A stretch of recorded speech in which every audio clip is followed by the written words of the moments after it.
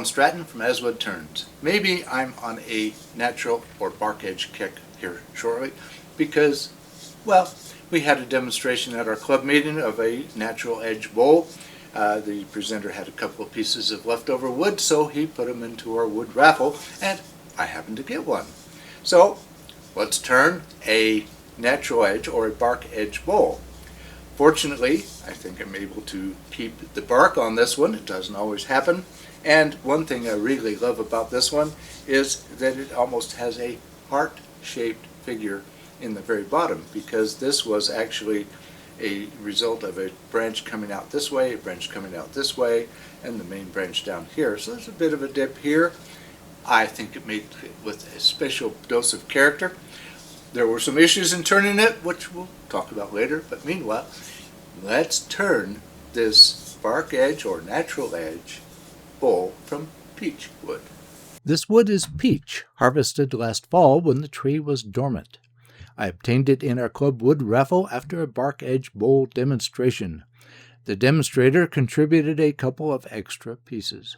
It is not sopping wet, but is obviously still high moisture content. Since the corners have already been cut off, there is not much left of a decision left on centering. I measured for the center and made a mark on the bark side. For this type of project involving wet wood, preserving the bark, and balancing the appearance, the best alternative is a two-prong center. The center needs to be driven deep into the wood, which is possible with the two-prong drive center. A four-prong drive center will not work because the cross-side prongs will bind and prevent it from getting through the bark and into solid wood. I have, on occasion, drilled down to solid wood to seat a drive center. The difference is that I can balance the wood more easily with the two-prong center. More on that in a short bit. With the wood now mounted, you may be able to see an angle between the wood and the headstock. Since I can pivot the wood a little bit, I adjust the life center in multiple directions until the wood and the headstock seem parallel. Sometimes I get another chance at later after rounding off all the corners. We'll see if I want it. As you can see now, the wood around the life center is very wonky. Often I would trim this back first because it's relatively easy to cut into the side grain and from then develop the profile. However, this time I'm trimming the sides first. I still go at it as side grain, but with an interrupted cut. I have to resist the urge to push the tool towards the axis into the bumpy wood. Starting off this way will give me one more chance to check the balance once the nasty corners are gone and I haven't removed too much wood at the bottom. I can still shift the life center a little bit more. One more thing to be careful of is to trim the top from the bark side towards the wood. Otherwise, the pressure would blow off the bark.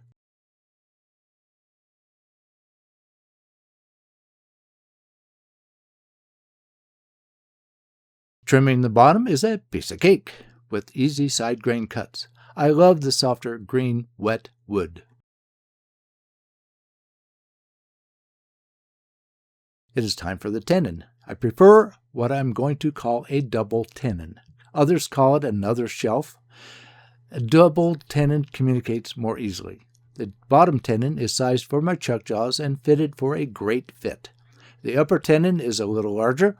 The fit does not matter much. This tenon is to help guide my eye to profile the exterior and later when hollowing. I think I first heard of this approach in a class by Richard Raven. Finally, I can cut the bowl profile, mostly from the bottom to middle and from the top bark to the middle. Once the bulk of the wood is removed, I mix in with a lot of shear cuts. With the shear cut, the cutting edge approaches a near vertical orientation to the spinning wood. Small, thin shavings are the result with minimal tear out. I find that I can refine the curve more easily to my taste. With the bowl reversed into the chuck, I can use shear cutting to trim away the difference due to the inevitable axis shift.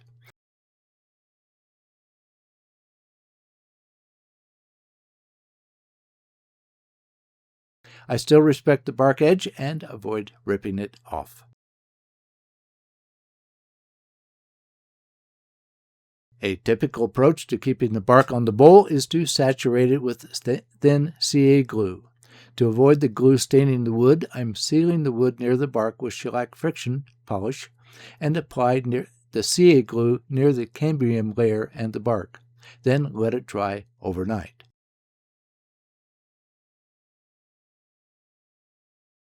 The next day I start hollowing with the bowl gouge.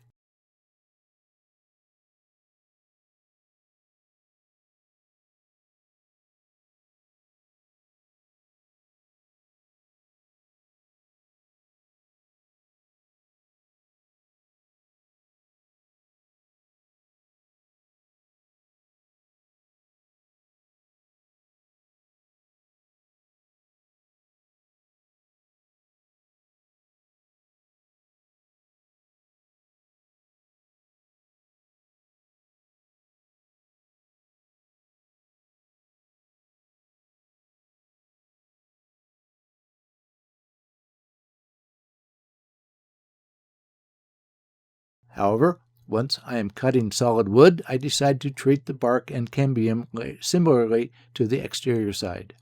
First shellac and then the thin CA glue. Again, let it dry overnight.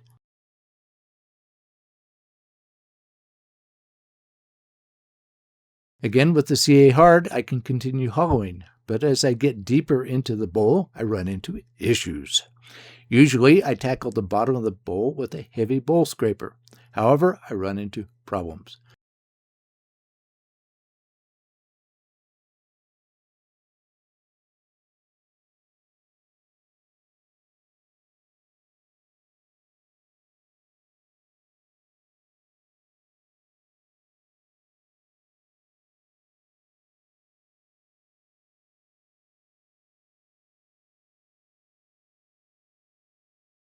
In retrospect, I believe that at this diameter, the profile of the scraper is interacting with the sides more than other bowls. Others use a bowl gouge with a steeper grind. The bowl scraper usually works for me. A catch sends the bowl flying.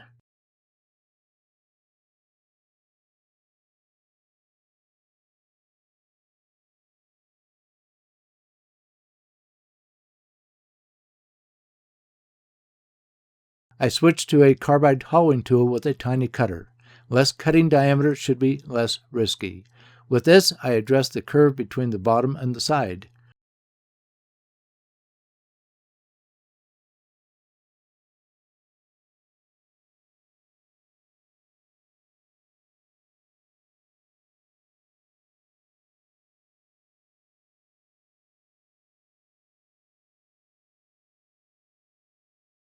Working from the back side of the lathe helps to address the curve without leaning over the lathe and enables a better grip on the smaller handle of this tool.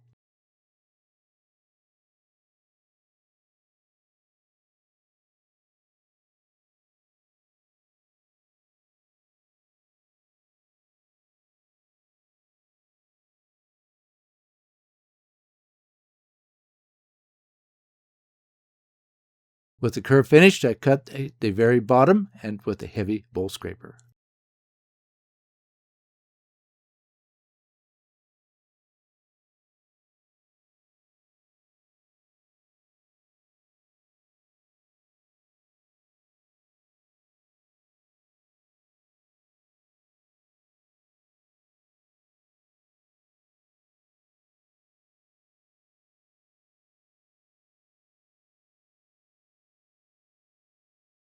I like to let wet bowls dry before sanding, otherwise the sandpaper clogs up extremely quickly.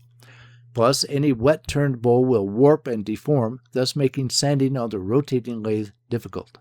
I've had bowls crack in the tenon while drying due to the thicker wood there. So this time, I decided to trim off the base to have the wall more uniform. I have mounted a spindle extender and a small wood faceplate. The bowl is reversed onto the setup and held with a live center pressure. I let this bowl dry for a day. At this thickness and the wood dryness, a day is enough. Usually, I would sand the bowl while the bowl is spinning on the lathe, either by hand or with a sander. However, For a bark or natural edge bowl, the high edges create an interrupted sanding path which is nearly impossible to sand the usual way. Instead, for this bowl, I am holding the bowl in my hands. The sanding pad is mounted in my long-nosed jaws. Then I can move the bowl around until the surface is totally sanded through the grits. One problem is that it is difficult to access the bowl sides. This project may consider additional ways to address this. Meanwhile, please pitch in with your ideas on how to sand the interior of the high sides of a small diameter bowl where the sanding tool cannot fit. Finally, a bath with walnut oil brightens the wood very nicely. So, what do you think? Suggestions for my sanding question? I'll include the best suggestions with my video. However, please give this video a thumbs up, subscribe to my website in addition to subscribing YouTube. When you subscribe to my website, I email when there's a new video, which is more reliable than YouTube's wandering algorithmic recommendations. Please share my video with your friends. I keep these videos short and to the point to respect your viewing time. I always appreciate your comments and questions. Please wear your full face shield whenever the lathe is running.